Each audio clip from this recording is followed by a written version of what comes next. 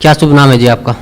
मेरा नाम महेंद्र दास है। गांव धनाना, जिला सोनीपत, हरियाणा का रहने वाला हूं और मैं संत रामपाल जी का छोटा भाई हूं नाते में। संत रामपाल जी महाराज की शरण में आने से पहले आप कौन सी भक्ति करते थे? वैसे तो भक्ति की रुचि बचपन से ही थी।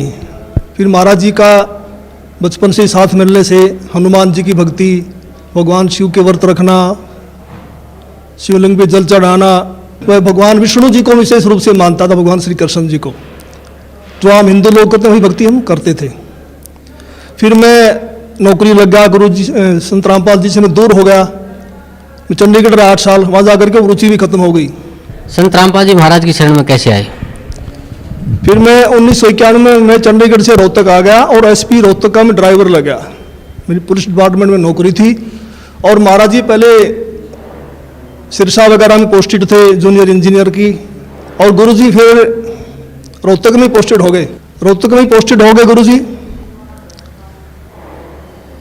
और फिर मिलना जुलना शुरू हो गया।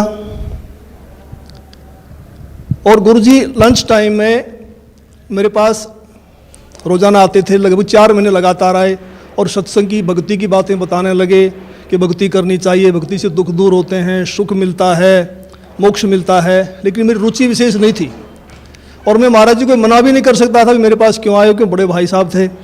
तो मैं अंदर से दुखी बहुत था कि रात को ड्यूटी करते हैं, दिन में ये आगे बैठ जाते हैं। लेकिन एक दिन मैंने कह ही दिया कि भक्ति में कुछ नहीं रखा, काम करो और बच्चों का पालन पोषण करो, इससे बड़ी कोई भक्ति नहीं है। फिर गुरु जी ने धीरे धीरे आना बंद कर दिया। फिर मेरे जीवन में एक ऐसी घटना घटी, 1992 की बात है, कि मैं एक DIG को लेकर के मधुबन गया हुआ था, पुलिस ट्रेनिंग सेंटर के अंदर। रात को वहाँ ठहरे, मैं सुबह सोकर उठा तो मैंने देखा, मैं चारपाई पर लेटा हुआ, मेरी आंखें खुल गई। तो लेटे लेटे मैं क्या देख रहा हूँ कि मेरे पैरों की तरफ उस मकान यानी कमरे में 2 खिड़कियाँ थी। एक खिड़की में महाराज जी कम से कम 8-10 फीट ऊपर आसमान में बैठे हैं। वो सीन मुझे आज तक याद है। काले रंग के चश्मे लगा रखे थे, लाइनिंग वाला शर्ट, काली पैंट, और ऐसे बैठे हैं जैसे पद्मासन होता है, हाथ जोड़कर। तो संत रामपाल जी की तरफ 2 पैर दिखाई दे रहे हैं, घुटने से नीचे बिल्कुल लाल रंग के, जैसे सूर्य सुबह निकलता है। तो मैं देख कर डर गया। मैंने अपनी घड़ी देखी, द्वार पे एक घड़ी लगी हुई थी, उसको देखा भी 7 बज गए हैं। दूसरी खिड़की से देखा तो शहतूत का पेड़ है, चिड़िया बैठी हैं। लेकिन मैं ये सीन क्या देख रहा हूँ, कम से कम 5 मिनट मैंने सीन को देखा। तो मैं डर गया कि मैंने समझा कि भाई कहीं गुरुजी मर गए हैं, उनकी आत्मा मुझे मिलने के लिए आ रही है।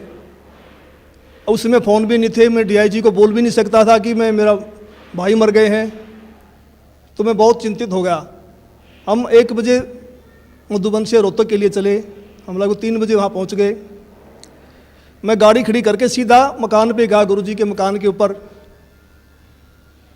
तो जाके मैंने देखा गुरुजी ठीक ठाक मिले, मन में शांति हुई। तो गुरुजी ने पूछा भी कैसे आना हुआ आज दिन में, कैसे टाइम मिल गया। तो मैंने घटना के बारे में बताया।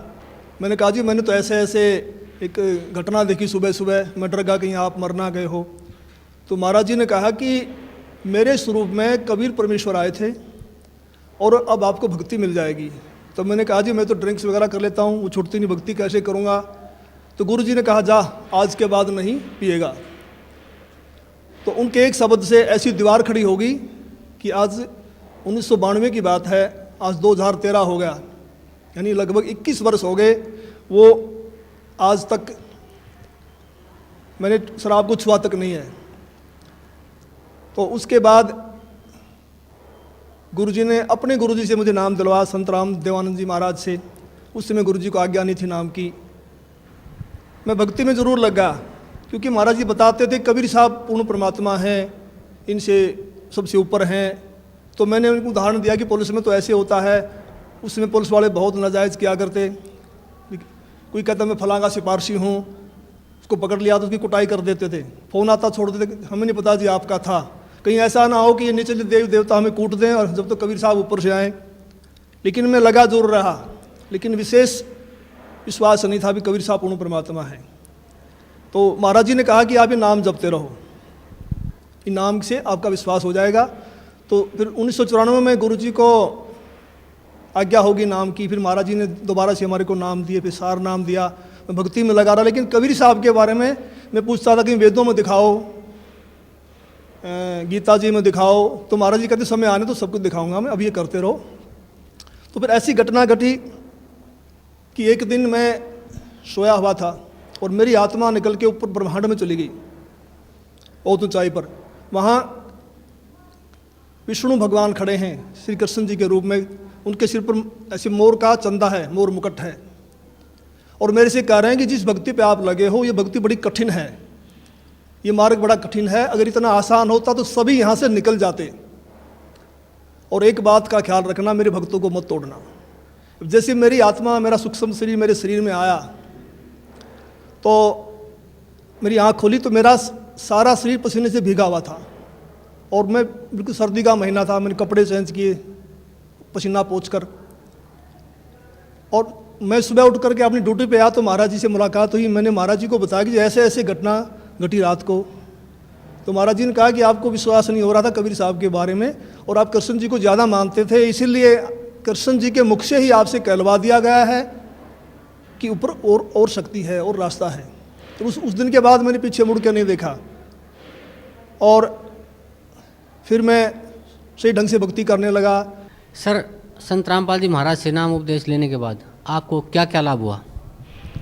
पहले मैं सांसारिक लाभ बताऊंगा आपको, खासकर शरीर के लिए।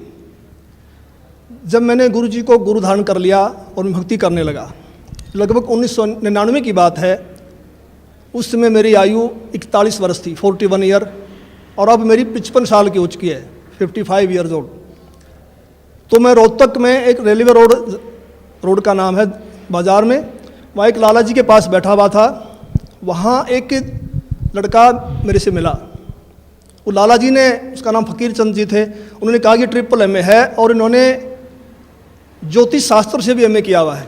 तो मैंने उसको भक्ति की बात ही समझानी चाहिए, तो उसने कहा जी एक बार अपना हाथ दिखा दो।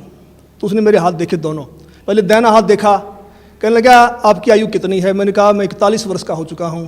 तो उसने कहा आपके भाग्य में लिखा है 40 वर्ष से लेकर 45 तक बिल्कुल बेड के ऊपर बीमार अवस्था में लेटना, और आपको फला फला बीमारी लगेंगी। फिर मैंने कहा मैं तो 41 का हो चुका हूँ, मुझे तो कुछ भी नहीं है। कहने लगा 1 साल का धोखा भी हो सकता, आपको ज़रूर होगा। तो मैं कुछ चिंतित तो हुआ, लेकिन फिर उसने मेरा बायां हाथ देखा और कहने लगा आपकी पत्नी जिंदा है? मैंने कहा वो तो जिंदा है। कहता हो ही नहीं सकता। मैंने कहा मैं सुबह घर से आया था जब तू जिंदा थी, अब मर गई हो तो मैं कुछ कह नहीं सकता। लेकिन वो तो उसने कहा भी ये कैसे असंभव हो रहा है? तो मैंने उनसे कहा भी हम पूर्ण सतगुरु की शरण में हैं, सच्चे मंत्र का जाप करते हैं। हमारे सतगुरु कहते हैं कि भी तिल घटना मासा बढ़े वेदना लिखे जो लेख, सच्चा सतगुरु मिटा के ऊपर मार दे मेघ। हमारे सतगुरु ऐसे कर देते हैं। तो फिर मैंने 6 महीने के बाद फिर मुझे एक ऐसा ही और ज्योतिषी मिला। मैं जैसे पुलिस लाइन में गाड़ी का वायरलेस सेट ठीक करवाने के लिए गया, उस वर्कशॉप में एक इंस्पेक्टर थे इंचार्ज, वो अपनी टेबल पर ज्योतिष शास्त्र की किताब खोल के बैठे हुए थे। मैंने उनसे वही प्रश्न किया भी इसमें क्या रखा, भक्ति करो ना सच्चे नाम की। डिस्कस हुई हमारी। उसने कहा भगत जी ऐसी बात नहीं है, ये पूर्व जन्म के लेख होते हैं, भक्ति अलग चीज़ है, ये भी सत्य होते हैं। तो उसने मेरे फिर हाथ देख लिए, मेरे जो बातें उसने बताई थी वही बातें उसी ने दोहराई। तो फिर मैंने गुरु जी से प्रार्थना की, मैंने कहा जी ऐसे ऐसे बताया दो ने। तो संत रामपाल जी कहने लगे कुछ नहीं होगा, परमात्मा लेखों को मिटा देता, भक्ति करो। तो संत रामपाल जी की दया से, इनकी सच्ची भक्ति से उस पीरियड के दौरान मेरे को जुकाम तक नहीं हुआ, बुखार तक नहीं लगा। और आज मैं 55 वर्ष का हो चुका हूँ, मेरी पत्नी भी जिंदा है। और मेरी जो घरवाली थी उनका नाम राजबाला है, और वो भक्ति में विशेष रुचि नहीं रखती थी, वो किसी को भी नहीं मानती थी, बस अपने काम धंधा करती थी। तो एक बार 2004 की बात है, उसकी दोनों उंगलियां सुन्न हो गई दाहिने हाथ की। वो मेरे से कहने लगी मुझे दिखा नहीं तो हाथ सूख जाएगा। को पड़ोस के कह रहे थे एक हाथ सूख गया, ऐसे ही बीमारी लग गई थी। तो मैं रोहतक में रेडियो स्टेशन के पास गुप्ता जी हैं डॉक्टर हड्डियों के, उनके पास उनको लेके गया। उन्होंने बताया कि उसकी ये गर्दन के पास नसें होती हैं, नस दब गई है। तो उन्होंने एक्सरे लिया, दवाई दे दी, 2 महीने इलाज चलता रहा, कोई फ़र्क नहीं पड़ा।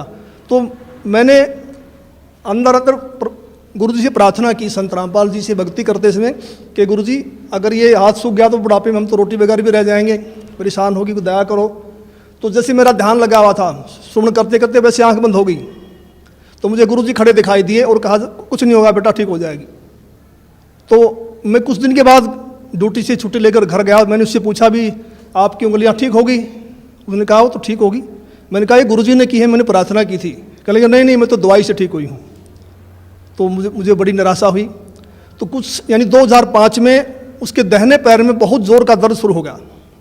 मैं उसी डॉक्टर के पास फिर लेके गया, गुप्ता जी के पास। गुप्ता जी ने फिर एक्सरे किया, फिर कहा भी रीढ़ की हड्डी की नस दब गई है, इसलिए उससे पेन है। उसने दवाइयाँ दे दी 1 सप्ताह की। मैं दवाई दिलवा करके बरवाला में सत्संग चल रहा था गुरुजी का, उसमें आ गया। तो उसने फ़ोन करवाया चौथे दिन, कह लगी मुझे कोई आराम नहीं है और मैं तो मर रही हूँ, तो तू सत्संग में धक्के खाता फिर रहा है, क्या रखा है सत्संग में, आ करके मुझे दवाई दिलवा। तो मैं गुप्ता जी के पास गया वहाँ, उसका रिकॉर्ड लेकर के। गुप्ता जी ने कहा भी अब तो इसका ऑपरेशन होगा और कोई इलाज नहीं है। तो ऊपर से इलेक्शन थे हरियाणा में 2005 फरवरी में। तो मैंने कहा जी 1 सप्ताह इलेक्शन का, हमें छुट्टी नहीं मिलेगी, आप ऐसा कर दो, ऐसे इंजेक्शन लिख दो, कितने ही महंगे हैं, जो 10 दिन निकाल दें, फिर मैं ऑपरेशन करा लूँगा। तो उन्होंने इंजेक्शन लिख दिया। मैं दवाई लेकर के पुलिस लाइन में जाके अपने बॉक्स में रख दिए। सुबह ड्यूटी करके फिर जाऊँगा घर। तो मैं रात को 2 बजे उठा, तो मुझे बड़ी वही चिंता हो गई भी क्या होगा, तो बड़ी रो रही है, बड़ी तकलीफ है उसको। तो मैं भक्ति करके सुबह का नित्य नियम करके अपने सुमन करके मैं दोबारा सो गया। और सोते समय मैंने प्रार्थना की कि हे परमेश्वर, हे गुरुदेव, ठीक तो आप ही करते हो, अब की बार ठीक भी करो और ये एहसास करवाओ कि आपने ही किया है, करने वाले तो आप ही हो। तो मैं ड्यूटी करके शाम को 5 बजे घर गया। तो वो अपने काम धंधे में लगी हुई थी। मैंने उससे पूछा भी मैं तो 1000 रुपये की इंजेक्शन ले यार, तू ठीक है तो फ़ोन कर देती, इन दवाइयों को मैं वापस कर देता। तो उसने कहा मैं तो ठीक होगी। मैं कैसे हुई? कहने लगी मैं सारी रात रोती रही, 3 बज गए, मैं दीवार के ऐसे कमर लगा के रो रही थी। तो मुझे गुरुजी दिखाई दिए, मेरी आंख बंद हुई कुछ सेकंड के लिए। तो गुरुजी ने ऐसे हाथ किया, ठीक हो जाएगी बेटी, कोई बात नहीं। कहता उसी समय मेरा रोग बिल्कुल ख़त्म हो गया। तो फिर मैंने कहा आप तो भक्ति करेगी ना? कहने लगी हाँ अब करूँगी। तो आज तक उसको दर्द दोबारा नहीं हुआ है। और अनेक गुरुजी ने हमें सुख दिए। सबसे बड़ा तो मानसिक सुख होता है, मानसिक शांति, वो हमारे को संपूर्ण रूप से मिली हुई है। एक दिन संत रामपाल जी करनाल के अंदर एक भगत के घर गए हुए थे। सतगुरु जी ने 3.5 घंटे के लगभग सत्संग किया। जब चलने लगे तो एक औरत ने, जो काफ़ी बुजुर्ग थी, कोई 65 साल के करीब उनकी उम्र रही होगी, उन्होंने कहा कि जी मैं आपसे कुछ बात करना चाहती हूँ। तो गुरुजी ने कहा ठीक है पूछो। तो उसने कहा जी आपने जैसे सत्संग समाप्त किया तो आपके ऊपर से कमल के फूल पर बैठा हुआ सफ़ेद परमात्मा निकल के गया है, मानव सदृश, और मैं कमल की पंखड़ी को बहुत दूर तक देखते रही ऐसे। तो संत रामपाल जी ने कहा फिर आपकी क्या सलाह है नाम लेने की? तो उसने कहा मैंने तो गुरु बनाया हुआ है राधा स्वामी व्यास से, और मैं तो मंदिरों में भी जाती हूँ, देवताओं की पूजा भी करती हूँ। तो महाराज जी ने कहा देखो उनके फूटे भाग, ये सच्चाई को देखकर भी नहीं मान रही हैं। तो फिर हम चल पड़े। उस समय गुरु जी के पास सुमो गाड़ी होती थी, हम दिल्ली साइड में जा रहे थे। मैंने महाराज जी से प्रश्न किया कि महाराज जी परमात्मा का भी अजीब खेल है, जो ढूंढ रहे हैं उनको दर्शन नहीं दे रहे, और जिनको दर्शन दे दिए, जो इनको प्रकट होके बता गए, वे इसको मान नहीं रहे कि परमात्मा की क्या लीला है। तो महाराज जी ने कहा ये बुद्धि से परे का विषय है और इसको आप नहीं समझ पाएंगे। फिर मैंने कहा जी बताओ, दया करो। तो संत रामपाल जी ने बताया कि ये औरत 600 वर्ष पहले जब कबीर परमेश्वर आए थे उनकी शिष्या थी। इन्होंने लगभग 5-6 महीने भक्ति की, फिर इन्होंने नाम छोड़ दिए। उसी प्रथम मंत्र के प्रभाव से इसको मानवश्री मिलते आ रहे हैं, भक्ति में रुचि है। अब ये समझ रही है कि जो मेरे को छोटा मोटा लाभ मिल रहा है ये देव देवता या मेरा पुराना गुरु दे रहा है, जो उन्होंने बनाया हुआ है, उस डर के मारे नहीं छोड़ना पा रही। तो मैंने फिर प्रश्न किया कि महाराज जी मैंने तो ये पूछा है कि इनको दर्शन क्यों दिए? तो गुरु जी ने कहा, संत रामपाल जी बोले कि परमात्मा किसी की उधार नहीं रखता, ये कल को मरेगी, नरक में जाएगी, वहाँ उसको बड़ा कष्ट होगा। जब आत्मा रोती है तो परमात्मा को आना पड़ता है, मन के नहीं सुनता परमात्मा। तो फिर ये आत्मा वहाँ सवाल करती है कि जी आपकी भक्ति का हमें ज्ञान नहीं था, हमने भक्ति तो बहुत की। तो वहाँ परमात्मा ये सीनरी दिखाएंगे, ये सारी फिल्म दिखाएंगे कि 3-3.5 घंटे मैंने सत्संग सुनाया, आप क्या भक्ति कर रहे हो, इसका क्या लाभ है, मेरी भक्ति क्या है, और जाते समय दर्शन दे दिए। तो परमात्मा ने अपने सिर से भार उतार दिया, पर ये आत्मा बोल नहीं पाएगी, चुप हो जाएगी।